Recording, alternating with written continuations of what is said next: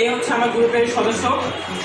তো এখানে মূলত নাটকটি শুরু হয় জুনায়েদ ও তার কিছু বন্ধুরা, অর্থাৎ আমরা সবাই মিলে একসাথে যখন একটা সোশ্যাল মিডিয়া সম্পর্কে কথা বলতেছিলাম, তখন আমাদের ভিতরে আলাপ আলোচনা। আমাকে তোরা বলেছিস না সোশ্যাল মিডিয়া অ্যাকাউন্ট খুলতে, তো আমি তোদের সাহায্যে একটা সোশ্যাল মিডিয়া অ্যাকাউন্ট খুলেছি।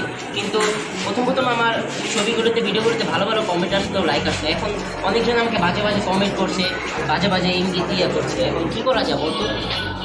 আমি খুব ডিপ্রেশনে আছি। হ্যাঁ আমি দেখেছি। সমস্যাগুলো শোন, তুই বাসায় গিয়ে প্রাইভেসি চেঞ্জ করে ফ্রেন্ড করে নিবি, তাহলেই তো আর কোনো সমস্যা হয় না। তাহলে হলো আমরা বন্ধুরা ছাড়া আর কেউ তোকে কমেন্ট বা লাইক করতে পারবে না। আচ্ছা, তারপরও একটা কথা, আমার বড় ভাই এই কথা জানতে পারে এবং আমাকে অনেক বকা দিতে থাকে। এখন আমি এই ব্যাপারে তাদের সাথে আমি আলোচনা করতে চাই। চিন্তা করিস না, আমি আছি। সবাই ইয়েস, অবশ্যই, ধন্যবাদ। জুনায়েদ এবং তার বন্ধুরা ট্রাইব্যুনালে, সাইবার ট্রাইব্যুনালে গিয়ে জিটি করতে যায়।